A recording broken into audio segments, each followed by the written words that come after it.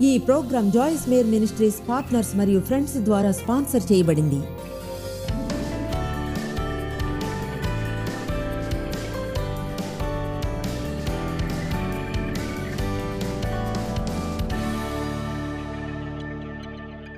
మన లక్ష్యం సంతోషంగా ఉండడమే కాదు, అది స్వయంగా ఒక మంచి లక్ష్యమే అయినా అయితే మనం చేసే ప్రతిదానిలోనూ దేవుని మహిమపరచడమే మన లక్ష్యం.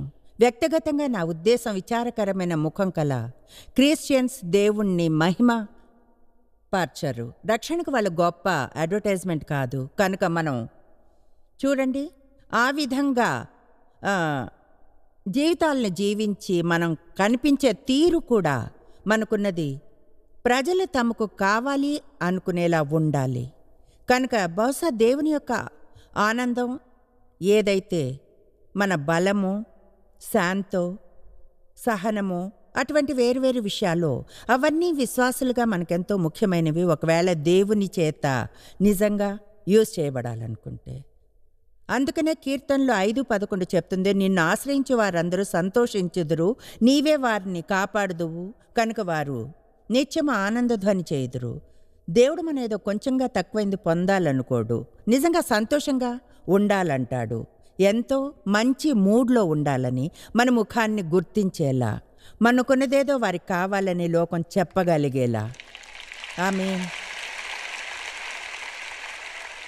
మీకు తెలుసా, చాలా కాలం జీవించిన తర్వాత నేను ఒక నిర్ణయానికి వచ్చాను. నిజంగా హద్దుగీత అందరూ కోరుకునేది ఏమిటో తెలుసా? వాళ్ళు సంతోషంగా ఉండాలనుకుంటారు. అంటే మీరు బయటకు వెళ్ళి షాపింగ్ చేస్తే ఆ చేయడం అనేది మీకేదో సంతోషాన్ని కలిగించేది చేస్తున్నారు. మనం తింటే సంతోషం కలుగుతుంది. కొన్నిసార్లు అతిగా తింటాం, సంతోషాన్ని ఇస్తుంది. మనం సంబంధాల్లో ఉండాలంటాం, అవి సంతోషాన్ని ఇస్తాయి తెలుసా.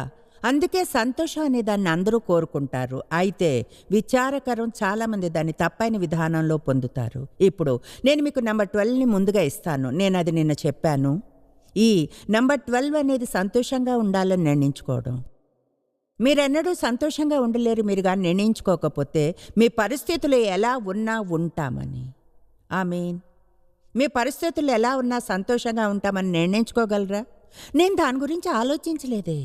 చూడండి, సంతోషము లేదా నిజమైన దేవుని ఆనందం అనేది ఏం జరుగుతుందో దాని మీద ఆధారపడి ఉండకూడదు. మీరు దానికి వెబ్స్టర్స్ డిక్షనరీలో అర్థాన్ని వెతికినా సరే, కనీసం 1828లో రాసిన ఒరిజినల్ డిక్షనరీలోని ఒకటి చెప్తుంది, సంతోషం అనేది మీకు జరిగిన ఏదో మంచిదాని ఫలం అని. అయితే అది మీకేదో మంచి జరగాలని ఆశించే దాని ఫలం కూడా. నాకు అదే ఇష్టం. ఇప్పుడు నాకు ఏదైనా మంచి ఒకవేళ జరగకపోతున్నా కూడా నరకంలోని ఏ అపవాది నాకేమైనా మంచి జరగకుండా ఆపలేడని ఆశిస్తున్నాను. శత్రువు మీ పరిస్థితులతో గందరగోళం చేయవచ్చునా? అయితే మీ హృదయంతో చేయలేడు. నిరీక్షణతో పూర్తిగాని నిరీక్షణలో ఉండి నిర్ణయించుకుంటే సంతోషంగా ఉండగలరు. కనుక దాన్ని ఈరోజు నేను బహుశా చాలాసార్లు చెప్తాను, సంతోషంగా ఉండాలని నిర్ణయించుకోండి. మీ పరిస్థితులు మీపై అధికారం చేయనివ్వకండి. అప్పుడు ఆనందాన్ని పొందగలరు. సంతోషంగా ఉండాలని నిర్ణయించుకోండి. చెప్పండి, నేను సంతోషంగా ఉంటాను. ఇంకొక రోజు కూడా ఏమాత్రం అసంతోషంగా ఉండనని నిర్ణయించుకున్నాను. సంతోషంగా ఉన్నాను. ఇప్పుడు నంబర్ 1 విషయం,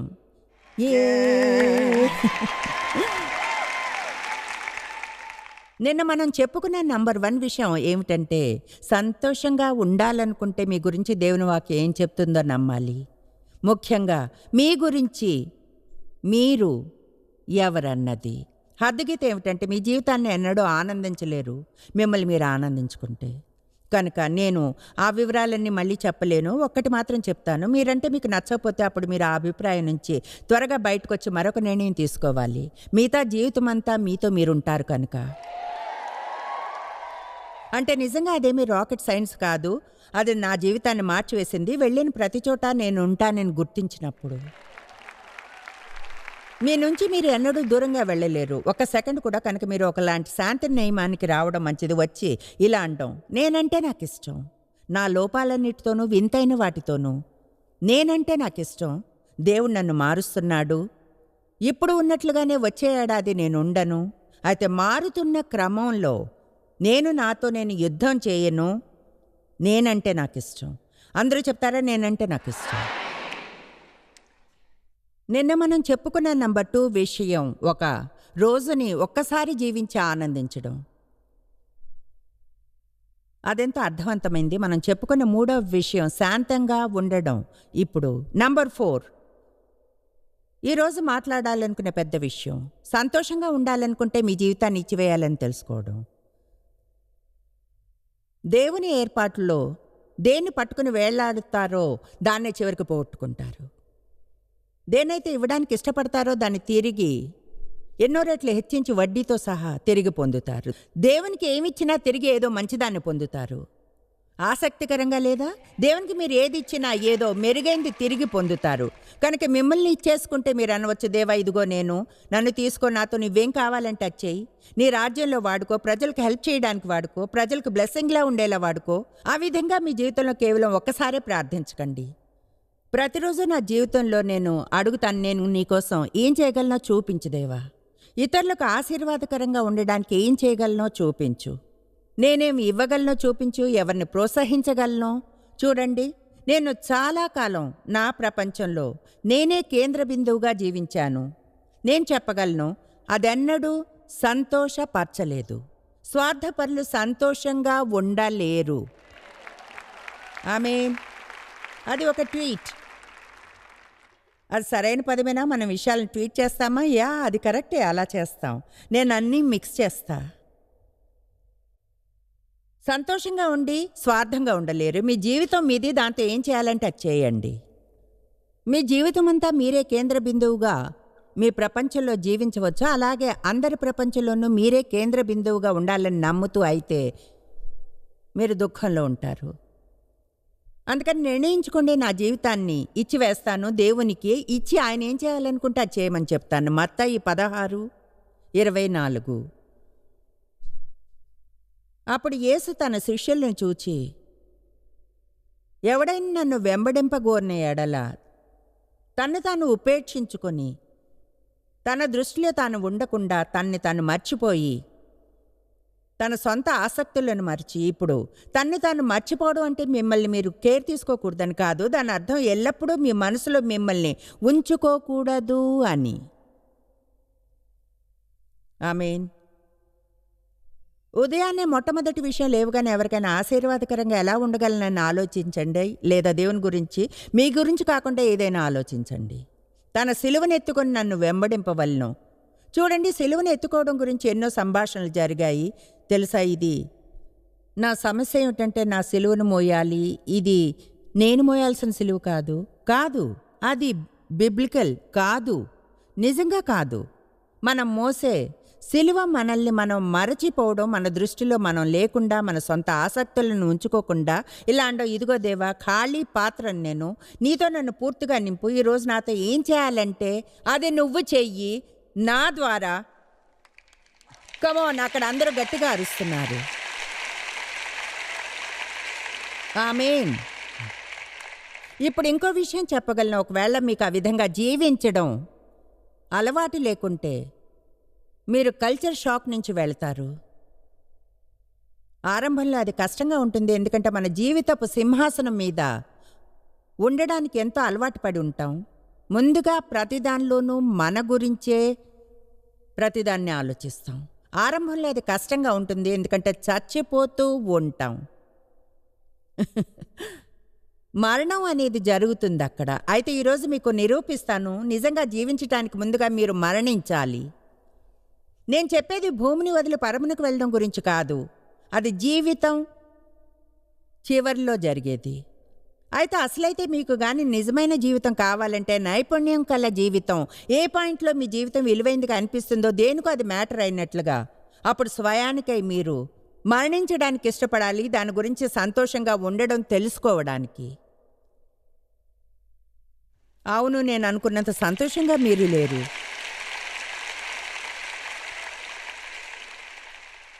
అనుకుంటున్నారు. చూడండి, ఇప్పటికే నేను అనుకున్నది జరగదా? అవును నిజమే. అయితే దాని గురించి సంతోషంగా లేరు.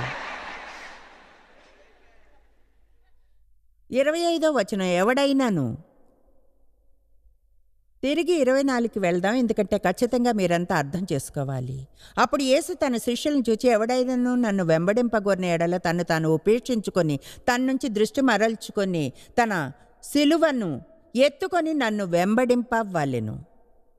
స్థిరంగా అంటిపెట్టుకుని జీవించడంలో పూర్తిగా నా మాదిరికి కట్టుబడి ఉండి అవసరమైతే మరణంలోనూ తన ప్రాణమును రక్షించుకొనగోరువాడు కొంతకాలము తన సౌకర్యాన్ని, ఇక్కడ భద్రతను, దాన్ని పోగొట్టుకొను నిత్య జీవమును, నా నిమిత్తము తన ప్రాణమును పోగొట్టుకొనివాడు తన సౌకర్యాన్ని, ఇక్కడ భద్రతను నా నిమిత్తము. మనం ఇది చేయం, అది బాగుంటుంది కనుక. నిజంగా అది ఇతరుల కొరకు చేయం, దాన్ని ఆయన కోసం చేస్తున్నాం. మళ్ళీ స్పష్టంగా చెప్తాను, మిమ్మల్ని మీరు మర్చిపోవడం, మీ దృష్టిలో మీరు ఉండకుండా ఉండడం, మీ ఆసక్తులను వదులుకోవడం అంటే మీరు చేయాలన్నది చేయకపోవడం కాదు. దాని అర్థం మీకోసం మంచి ప్లాన్ వేసుకోకూడదని కాదు, బయటికి తీసుకుని వెళ్ళకండి. నిజంగా దీని అర్థం మీరు వేరే దేనికోసమో కాకుండా కేవలం మీకోసమే మీరు జీవించకుండా ఉండడం. నేను ప్రజల్ని ప్రోత్సహిస్తాను, తమను తామే కేర్ తీసుకోమని, సమతుల్యంగా ఉండమని, మీరు చేస్తూ మీరు ఆనందించేవి మీకోసం చేయండి అని.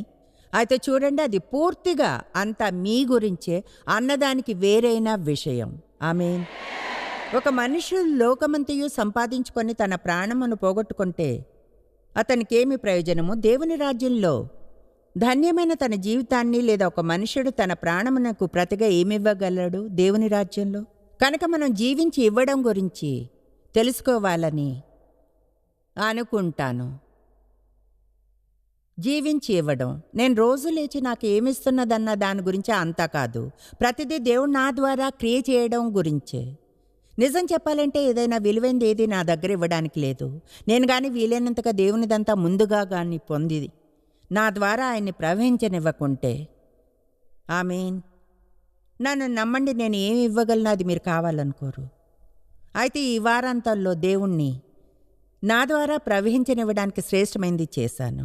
మీ జీవితంలో ఆయన ఎక్కువగా పొందడానికి మనం కలిసే ప్రతి వ్యక్తికి మనం అదే చేయాలని దేవుడు అంటాడు.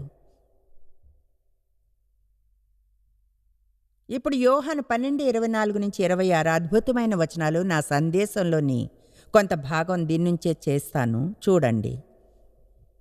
యోహాను 12:24 మీతో నిశ్చయముగా చెప్పుచున్నాను, మీతో నేను నిశ్చయంగా చెప్పుచున్నా, అప్పుడప్పుడు చర్చిలో పవిత్రంగా అవడం ఓకే.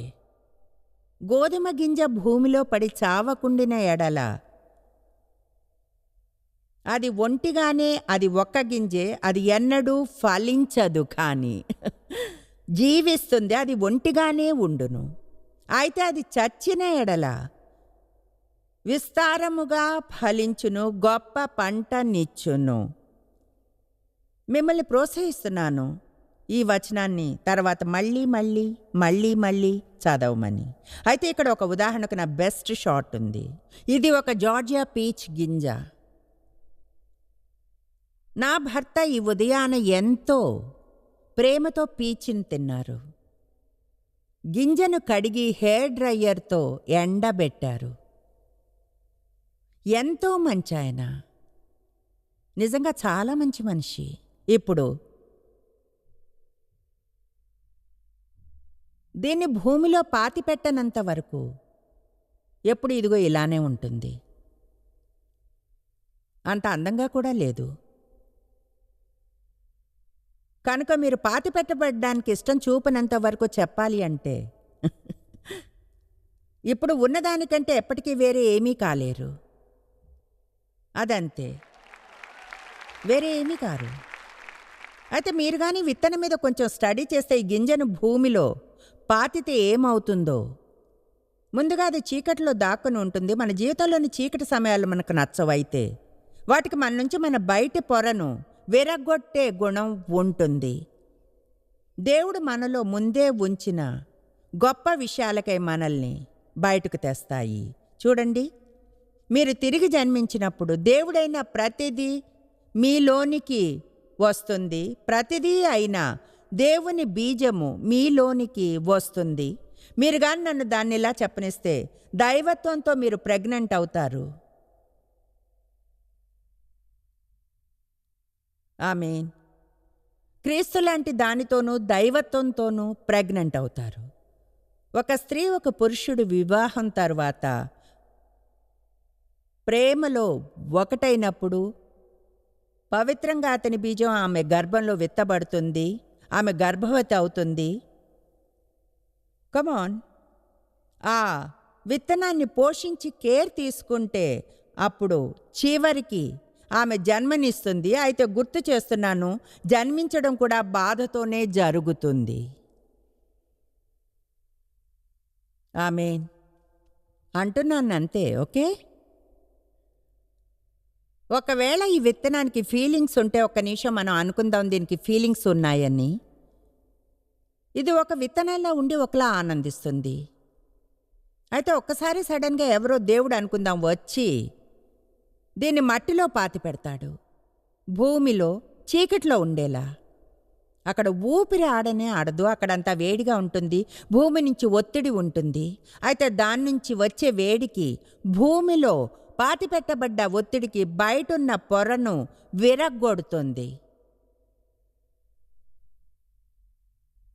కమాన్ నౌ, మీరు నాతో పాటు స్పిరిచువల్గా ఉండాలి. ఆమేన్. సరే, ఇదిగో నేను సూజీ క్రిస్టియన్ని, నా లోపల ఈ గొప్పవన్నీ ఉన్నాయి.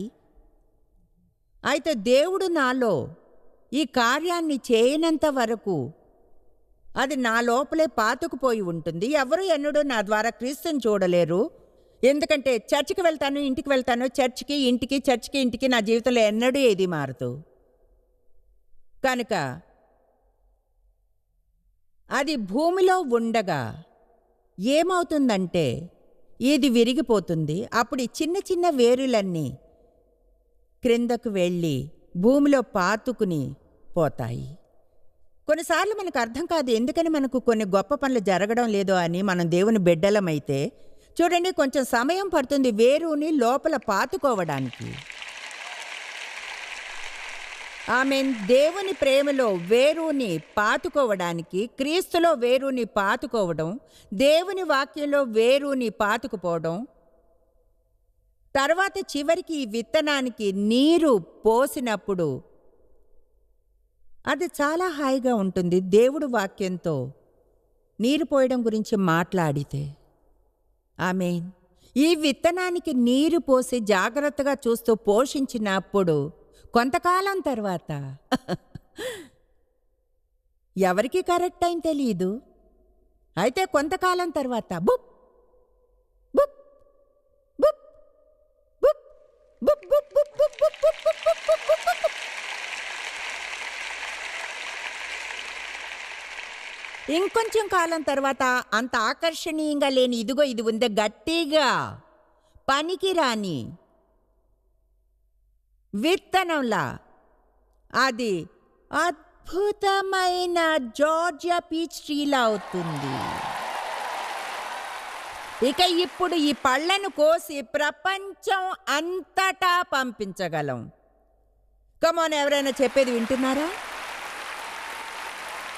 ప్రపంచం అంతటా ప్రజల ఆనందం, ఆరోగ్యం కోసం ఇది పంపబడుతుంది. కమాన్, దేవునికి స్తుతులు చెప్పండి.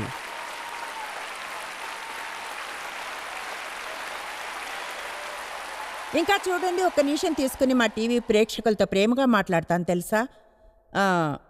ఇక్కడున్న వీళ్ళున్నారే, వాళ్లకు ఉంది నాకు తెలుసు ఒక స్థాయిలో కమిట్మెంట్. లేదంటే వాళ్ళు శనివారం ఉదయం ఇక్కడికి రారు. నాకు తెలియదు మీకు ఎంతగా దేవుని విషయాలు తెలుసో లేదా, దేవుని వాక్యం లేదా నేను ఇప్పుడు చెప్తున్నదంతా ఎంత అర్థం అవుతుందో. అయితే నేను మళ్ళీ స్పష్టం చేస్తున్నాను, మీ జీవితం కానీ అంతా మీ గురించే అయితే, మీరు ఆలోచించేది అంతే అయితే, లేదా మీరు కోరుకున్న దాని గురించే కేర్ తీసుకుంటే, మిగతా అందరూ మీరు కోరుకున్నది ఇవ్వడానికి సేవ్ చేయాలనుకుంటే మీరన్నడూ సంతోషంగా ఉండలేరు. చెప్పేది వినండి, మీరేమనుకుంటారో కావాలని దాన్ని పొందగలరు. అయితే అప్పుడు మీకు తెలుస్తుంది అది సంతోషాన్ని ఇవ్వలేదని. ఎందుకంటే మిమ్మల్ని మీరు ఇవ్వలేకపోతే మీరు సంతోషంగా ఉండడం అనేది అసాధ్యం. ఆమేన్. నాకు తెలియదు నిజంగా ఎంతమంది క్రైస్తవులు రోజు ఇటువంటి ప్రార్థనలు చేస్తారా? అయితే చెప్తున్నాను, మనం ఎంతో విచారకరమైన వారం. ఒకవేళ ప్రతి ఉదయం మనం కానీ దేవునికి మనం రక్షణలో ఉండడానికి ఆయన వెంటనే మన కోసం చేయవలసిన 12 విషయాలను చెప్తే,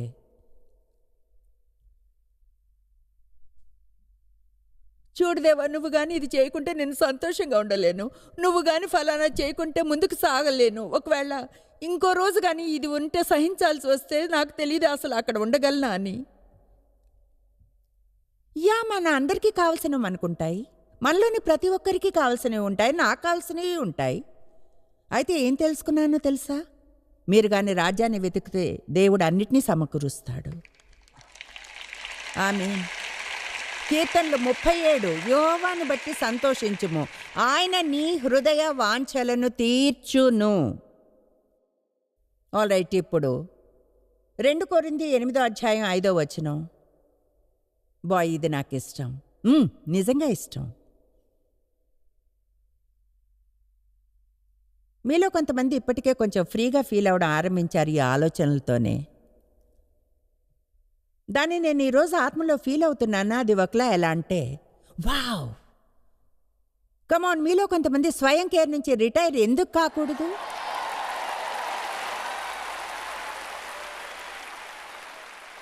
మనం పెద్ద రిటైర్మెంట్ పార్టీని ఇద్దాం. ఎవరైనా ఇలా అన్నప్పుడు ఎందుకంత సంతోషంగా ఉన్నారని చెప్పని, నా గురించి నేను ఇప్పుడు పట్టించుకోను, నన్ను నేను వదిలేసుకున్నాను, నాతో దేవుడేం చేసుకుంటాడో ఆయన ఇష్టం. నాకేం కావాలో ఆయన ఇస్తే అది మంచిదే, ఒకవేళ ఇవ్వకుంటే అది ఇంకా మంచిది.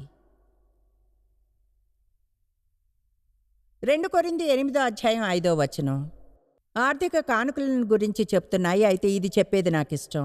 ఇదియుగాక కేవలం ఇవ్వడానికి కేవలం వాళ్ళ కానుకే కాదు, మొదట ప్రభువునకును దేవుని చిత్తము వల్ల మాకును తమ్మును తామే అప్పగించుకొండ్రి. ఆయన ఏజెన్సీగా పూర్తిగా తమ వ్యక్తిగత ఆసక్తులను కాకుండా వీలైనంతగా వాళ్ళు ఇచ్చారు. దేవుని చిత్తంతో మార్గదర్శనం చేయబడేలా తమని తాము అప్పగించుకొనిరి. తమని తాము అప్పగించుకున్నారు. పౌలు అన్నాడు, వాళ్ళు కానుకని ఇవ్వడమే కాదు, బుట్టలో కొంత డబ్బుని వేయడమే కాదు, కానీ వాళ్ళు పూర్తిగా తమని తాము అర్పించుకున్నారు. అందువల్ల చర్చిలో మీరు కానుకలు ఇచ్చేప్పుడు కూడా దాన్ని వేయడానికి ముందు ప్రభుతో ఇలా ఎందుకు అనకూడదు? నేను నీకు ఈ చిన్న టోకన్ని ఇస్తున్నాను, నాకు ఇచ్చిన దానిలోని చాలా కొంచెము దేవా, దీన్ని నేను ఇవ్వడానికి ముందు మళ్ళీ స్పష్టం చేయాలనుకుంటున్నాను, నన్ను నీకు ఇస్తున్నాను అని. మనల్ని మనం కానుకల బుట్టలో వేసుకోవడం సంగతి ఏమిటి? కమాన్, నాకు అది నచ్చింది.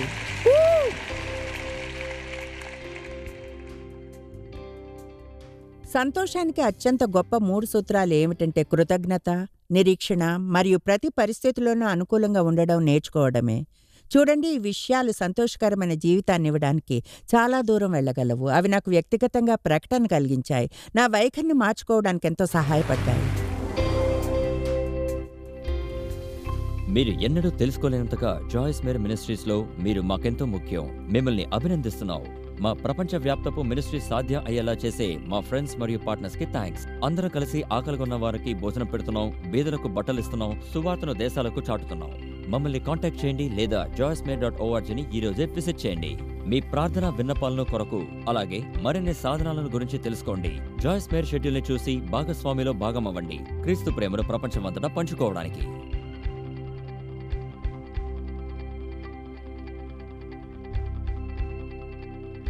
ఈ program Joyce Meyer ministries partners మరియు ఫ్రెండ్స్ ద్వారా స్పాన్సర్ చేయబడింది.